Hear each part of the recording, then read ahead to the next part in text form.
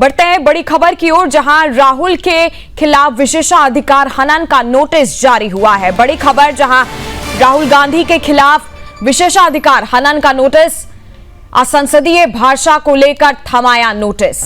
अनुराग ठाकुर ने लोकसभा में यह नोटिस दिया, स्पीकर को सौंपा सदन की अवमानना का नोटिस। आपको बता दें, नोटिस में अमित शाह के खिलाफ बयान का जिक्र किया गया है। अनुराग ठाकुर ने राहुल गांधी के खिलाफ विशेषाधिकार हनन का नोटिस स्पीकर ओम बिरला को सौंपा। आपको बता दें, संसद के मॉनसून सत्र का आज 10वां दिन है। गृह मंत्री अमित शाह पर कांग्रेस नेता राहुल गांधी की टिप्पणी को लेकर सियासी घमासान तेज हो गया।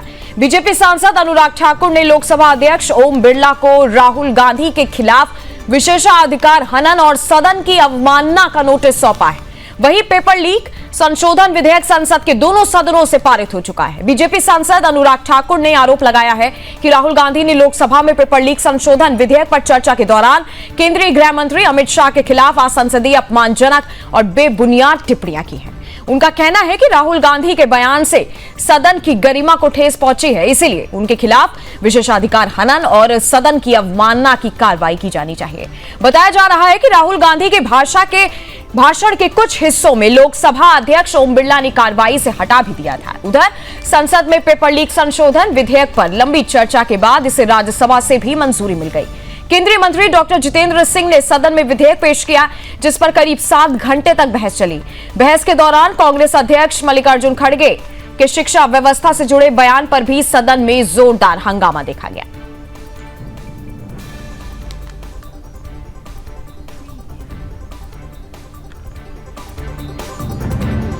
और आपको बता दें कि मानसून सत्र का आज 10वां दिन है और सीधे आपको लेकर चलते हैं लोकसभा और उसके बाद राज्यसभा में। आप देखिए क्या कुछ हो रहा है। कर दिया है कि संसद भवन और संसद परिसर की पवित्रता बनी रहनी चाहिए, मर्यादा बनी रहनी चाहिए, लेकिन आपको जनता ने चुनकर भेजा है संसद में चर्चा संवाद के लिए। आप सदन की पवित्रता को समाप्त कर रहे हैं, उसकी गरिमा को समाप्त कर रहे हैं। मैं आपसे पुनः आग्रह करता हूं कि आप अपनी अपनी सीट पर विराजें। आप सदन नहीं करना चाहते, सदन की कार्रवाई आज 12 बजे तक के लिए स्थगित की जाती है।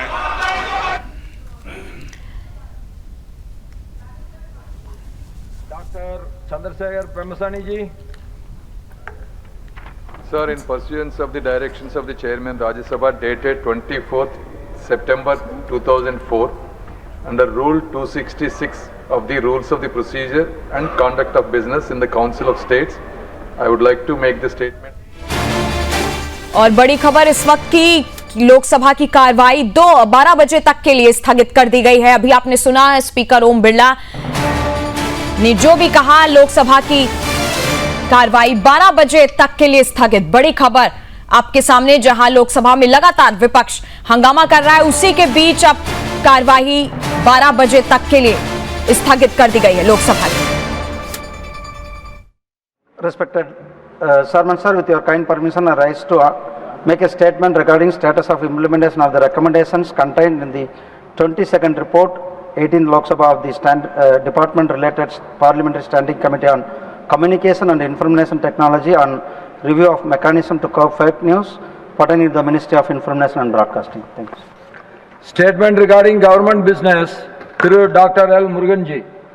Respected Chairman sir, with your kind permission, I rise to announce that the government business during the week commencing from Monday, the 3rd August 2026 will consist of: number 1, consideration of any items of government business carried over from today's order paper. It contains consideration and passing of the Micro, Small and Medium Enterprises Development Amendment Bill 2026. Number 2, consideration and return of the Supreme Court Number of Judges Amendment Bill 2026 after it is considered and passed by Lok Sabha. Number 3, consideration. और लोकसभा की कार्रवाई 12 बजे तक के लिए स्थगित की गई। राज्यसभा में क्या कुछ हो रहा है वो हमने आपको दिखाया। इसी पर चर्चा के लिए मेरे साथ राजनीतिक विश्लेषक भी जुड़े हुए हैं, सुरेंद्र स्वामी जी। सुरेंद्र जी, बहुत बहुत स्वागत है आपका इस चर्चा में। जिस तरीके से लोकसभा की कार्रवाई 12 बजे तक के लिए स्थगित की गई, उसके बाद राहुल गांधी के खिलाफ विशेषाधिकार हनन का नोटिस भी दिया गया। मान लेते हैं अगर ये विशेषाधिकार समिति तक पहुंचता है ये नोटिस, तो इसके संभावित परिणाम क्या क्या हो सकते हैं? नहीं, संभावित परिणाम तो यही है, इनकी सदस्यता भी जा सकती। लेकिन होता क्या है कि ये सब एक जिसको हम बोलते हैं ना, एक नैरेटिव बनाती हैं दोनों पार्टियां। जी। राहुल गांधी अपना नैरेटिव बना रहे हैं, विपक्ष का खुद का, कि भाई हम स्टूडेंट्स के साथ खड़े हुए हैं, स्टूडेंट्स पे जो गोली चली है वो अमित शाह के कहने से चली है, उनको आना चाहिए सदन में, माफी मांगनी चाहिए, इस्तीफा देना चाहिए, और हम आपके अधिकारों के लिए लड़ रहे हैं। उधर जिस तरह की भाषा का उपयोग होता है उसको लेकर के भाजपा ने विशेषाधिकार हनन का नोटिस दिया है। अब इसमें कार्रवाई तो जो एक्सट्रीम है वो तो वहां तक जाती है, लेकिन होगा क्या, एक वार्निंग इशू हो जाएगी, एक इनको रख देंगे, बात खत्म हो जाएगी। क्योंकि ये पॉलिटिशियंस जो हैं ये सब एक दूसरे के प्रति छींटाकशी करते रहते हैं, और उसका कोई ऐसा अंजाम नहीं होता है जिसमें कि आगे सबक मिले कि भाई ये इस तरह की बात नहीं की जानी। अगर इतना एक्शन ले तो मामला ही खत्म हो जाए। जी। अगर वो डिसिप्लिन जो क्लासरूम में एक टीचर रखती है और उस पर जो सजा देती है, या जो अपराध करते हैं पार्लियामेंट के बाहर और उन पर जो कार्रवाई होती है, अगर वही कार्यवाही संसद में करने पर संसद करे तो फिर आप खुद समझ सकते हैं कि निश्चित रूप से आगे लोगों को मिलेगा। लेकिन सब जानते हैं सब चलता रहता है, वो कुछ बोलेंगे, गाली बकेंगे, किसी तरह की भाषा का प्रयोग करेंगे, फिर वो रिकॉर्ड से हटा देंगे, फिर ज्यादा हुआ तो एक उनको नोटिस थमा देंगे प्रिविलेज मोशन का, तो ज्यादा से होगा तो भाई एक सेशन से डिबार कर देंगे, तो यही सब चलता रहता है। जी।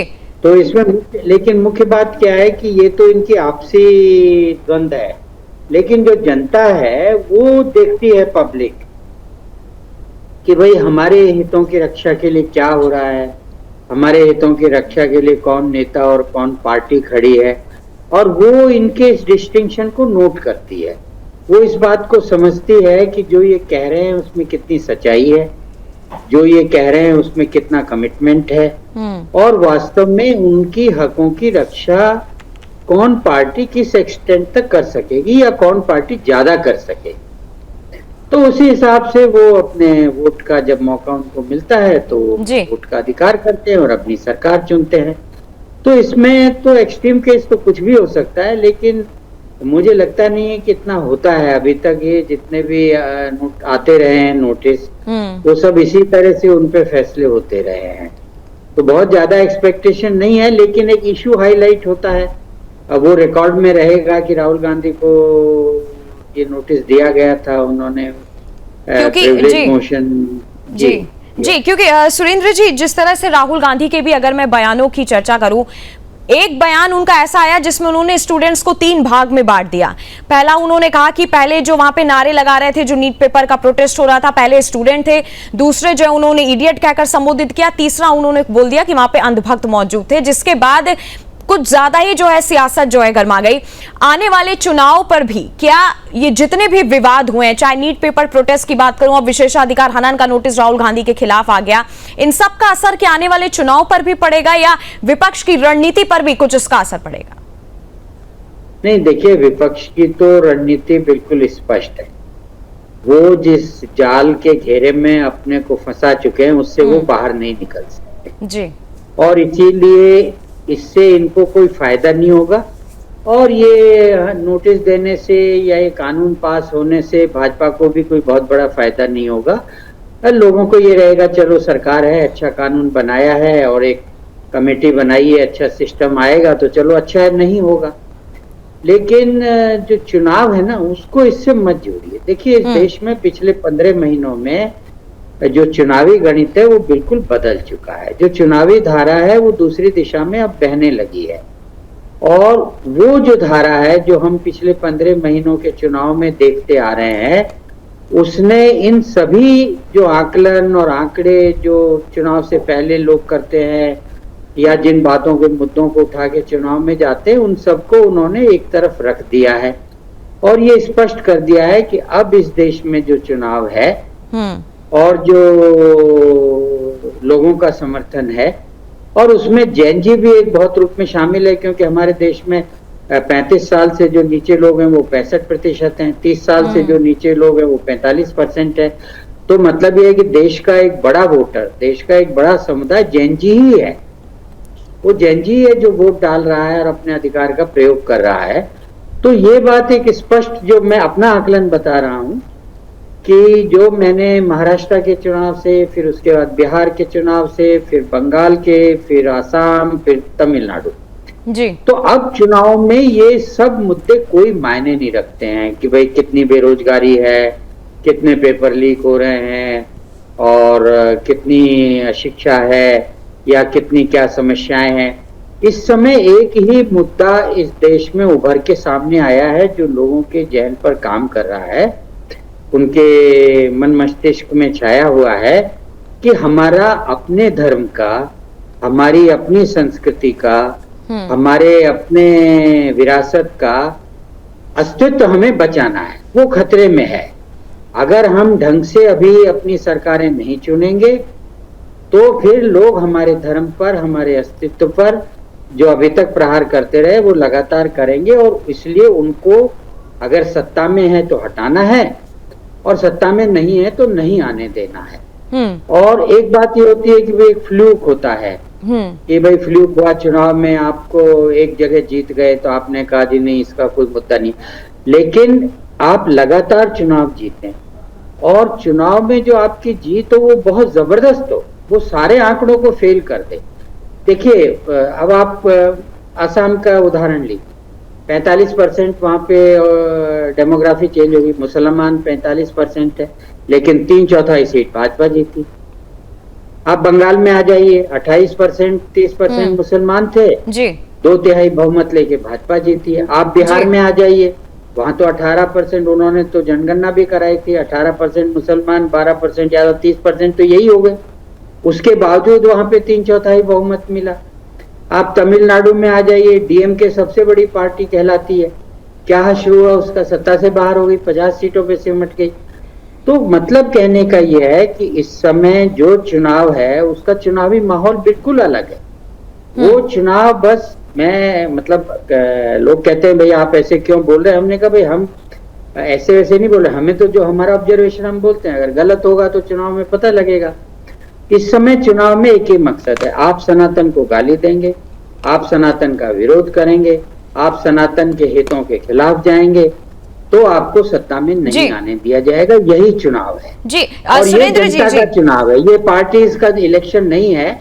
मतलब मैं ये नहीं कह रहा हूँ कि भाजपा जीतेगी, तमिलनाडु में तो नहीं जीती, तो ये भाजपा का चुनाव नहीं है, दूसरी पार्टियों का, ये जनता का चुनाव है। जनता का जो मन है, जो हम पिछले 6 चुनाव में देखे वो आपके सामने रखा। तो इनसे ये होते रहेंगे, सब बहस होती रहेगी, लेकिन इससे 2027 के यूपी या पंजाब, गुजरात इन चुनाव पे कोई असर नहीं पड़े।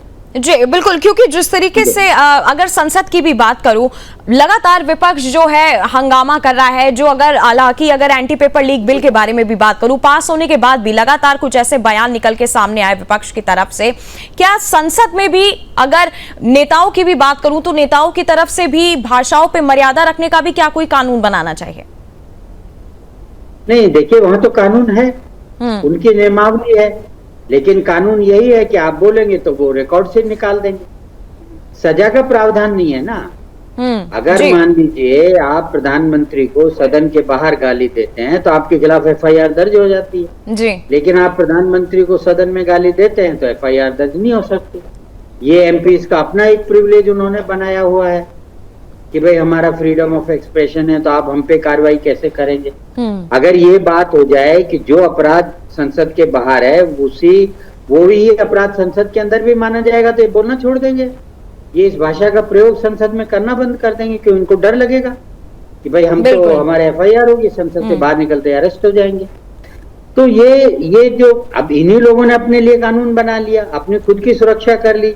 अब कभी कोई सरकार आती है, कभी कोई पार्टी सत्ता में होती है राज्यों में और केंद्र में, तो ये अपने को ही बचाने के लिए इन्होंने अपने लिए कानून बना लिए। तो अब भाजपा को गाली मिलती है तो आप बोलते रहिए, कांग्रेस को मौका मिला है, तो ये चलता रहता है। संसद अगर ये कानून बना दे तो फिर दिक्कत ही नहीं होगी। तो इसलिए, लेकिन क्या है कि मैंने जैसे आपसे कहा, जनता सुनती है, जो इनकी भाषा है उस भाषा को, और अब तो सोशल मीडिया है, न्यूज चैनल्स हैं, और आप जैसे राष्ट्रवादी बहुत सारे चैनल्स हैं, वो सब दिखाते रहते हैं, सुनाते रहते हैं कि भाई किस तरह की गाली दी जा रही है, किस बिल्कुल, तरह जी। के अपमानजनक। अभी ये जो हुआ था, इसमें अब इतने सारी रील्स आ रही हैं, उनमें जिस तरह की गालियों के वो एक एक छोटी छोटी आप सुनिए, जरा देखिए वहाँ। मतलब जिसको आप छात्रों का आंदोलन, जिसका मैं तो आज तक कहता हूँ वो था ही नहीं छात्रों का आंदोलन जी। राहुल गांधी और प्रियंका गांधी के बयान पर सियासी घमासान मचा हुआ है। चर्चा को आगे बढ़ाएंगे, लेकिन उससे पहले आपको सुनाते हैं भाजपा सांसदों की कुछ प्रतिक्रियाएं। वे अनुराग जी बताएंगे राहुल जी के ऊपर जो उन्होंने किया, क्योंकि मैंने उसको पढ़ा नहीं है, लेकिन आज अखबार में पढ़ा है, और जो जिन शब्दों का उपयोग किया उन्होंने। और दूसरी बात यह है कि जिस तरह की परंपरा उन्होंने स्टार्ट की है, बिना सिर पैर के बात करने की जो परंपरा पहले भी बोलते थे, लेकिन अब जो है उनका थोड़ा सा जो माइंडसेट है, क्योंकि 12 साल से सत्ता से बाहर है, और सत्ता के बिना कांग्रेसी जो है वो दिमाग शून्य हो जाते हैं। तो दिमाग शून्यता की जो स्थिति है उसी की पराकाष्ठा यह विशेषाधिकार है। लेकिन मेरा लोकसभा अध्यक्ष जी से आग्रह है कि पिछले 2 साल से, जब से राहुल गांधी जी बने हैं लीडर ऑफ द अपोजिशन, कम से कम 15 विशेषाधिकार के प्रस्ताव पेंडिंग है। तो विशेषाधिकार के ऊपर विशेष अधिकार करते हुए माननीय लोकसभा अध्यक्ष जी से मेरा विनम्र आग्रह होगा कि इसके ऊपर कार्रवाई करनी चाहिए। नहीं तो इसी तरह की बेसिर पर की बातें आज लोकसभा में प्रतिपक्ष के नेता कर रहे हैं, कल को कोई और सांसद कहना शुरू कर देगा। देखिए, राहुल गांधी एक्चुअली हताश है। कारण उन्होंने कुछ नहीं कर पा रहा है। दूसरा बात है, जो छात्र लोगों को आंदोलन को उश्काया था, उसमें बाहर से लोग घुसाने का काम भी किए थे, सब विफल गया। और जो कानून सदन में बना, उस कानून में भी इन लोगों का योगदान नहीं था, सिर्फ इन्होंने पॉलिटिकलाइज्ड किया। छात्रों का भविष्य के बारे में प्रधानमंत्री जी ने जो कानून बनाया, उस कानून का बारे में इन लोगों का कुछ पदक्षेप हमने नहीं देखा। इसीलिए हताश राहुल गांधी हमारा गृह मंत्री जी का खिलाफ अपशब्द बोल रहा है। कल सदन में खड़गे जी, उन्होंने बीजेपी नेता लोगों का बारे में अपशब्द किया। यही उन लोगों का कारनामा बचा है, और इससे अधिक इनसे हम ज्यादा आशा नहीं करते। इसीलिए राहुल गांधी अभी सदन समाप्त होगा, कहाँ गायब हो जाएंगे, कौन देश में चले जाएंगे, कोई नहीं जानता। राहुल गांधी जी खुद ही राजनीतिकरण कर रहे हैं। हमारे जेनजी में जितनी ऊर्जा है उसका इस्तेमाल करके हम लोग को देश के निर्माण में आगे बढ़ना चाहिए। और राहुल जी की राजनीति बैलेट बॉक्स में चल नहीं रही है, उनको हर जगह शिकस्त मिल रही है। भारतीय जनता पार्टी को पिछले 6 महीने में आप देख रहे हैं हर चुनाव में विजय मिल रही है। जनाधार उनका है। जब राहुल जी जनाधार से वंचित हैं तो जेनजी का सहारा लेके अपनी राजनीति को एक तरह से बैसाखी बना के चल रहे हैं और औरों पे आक्षेप लगा रहे हैं। राहुल जी को समझना चाहिए कि असली राजनीति करनी है तो जनता के बीच में जाना चाहिए, जनाधार लेना चाहिए। जनाधार की अनुपस्थिति में वो तो हम आपको सुना रहे थे भाजपा सांसदों की कई सारी प्रतिक्रियाएं, जो उन्होंने विशेषाधिकार हनन नोटिस जो राहुल गांधी के खिलाफ दिया गया है उस पर उनकी प्रतिक्रिया क्या थी। मेरे साथ राजनीतिक विश्लेषक बने हुए हैं सुरेंद्र स्वामी जी। सुरेंद्र जी, कई भाजपा नेताओं की प्रतिक्रिया की भी अगर बात करूं, उनका कहना है कि कई जो है समय से राहुल गांधी जो है सत्ता से बाहर हैं, तो इंसान का दिमाग जो है वो शून्य हो जाता है, इसलिए वो इस तरह की टिप्पणी जो है वो संसद में आकर के कर देते हैं। अब जो विशेषाधिकार हनन का नोटिस इनके खिलाफ जारी हुआ, इस पर अगर फाइनल डिसीजन की बात करूं तो इसका फाइनल डिसीजन कौन लेता है? वो लेके स्पीकर लेंगे, स्पीकर लेने के बाद वो वोटिंग के लिए आएगा। वो वोटिंग के लिए आएगा, लेकिन मैंने बताया ना आपको, खुद ही कह रहे हैं कि 15 बार हो चुका है। तो ये कुछ नहीं। देखिए, मुख्य बात क्या है कि ये तो राहुल गांधी की तो इनकी मतलब जैसे इन्होंने उदाहरण दिया एक स्टूडेंट के नाम लेकर उसका एक बहाना बनाकर जो इन्होंने अपनी बात कही जी। तो अब अगर आप उसको इन्हीं पर लागू करके देखें कि भाई एक वो स्टूडेंट होता है डायनेस्ट, जैसे इन्होंने कहा ना, स्टूडेंट डॉक्टर भी स्टूडेंट होता है, प्रोफेसर भी स्टूडेंट, आपने सुना होगा। तो वो ये खाली स्टूडेंट की बात नहीं कर रहे थे, वो कह रहे थे कि डॉक्टर भी स्टूडेंट है, प्रोफेसर भी, मतलब सभी लोग स्टूडेंट हैं। तो डायनेस्ट भी स्टूडेंट है। अब अगर मान लो डायनेस्ट ये सोचता है कि जो वो समझता है वही सही है, जो वो कहता है वही सही है, जो वो कहेगा वही उसके लोग करेंगे, तो फिर ये फर्स्ट कैटेगरी हुई ना।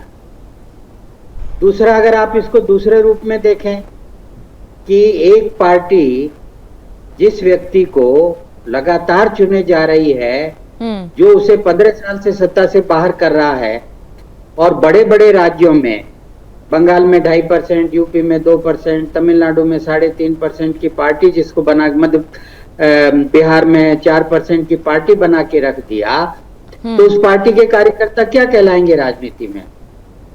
क्या कहलाएंगे? आप खुद ही सोचिए कि आप जो है इडियट ही हुए ना। तो ये सब बातें कह के वो ये दिखाना चाह रहे हैं कि भाई वो लड़की ने समझाया, ये समझाया।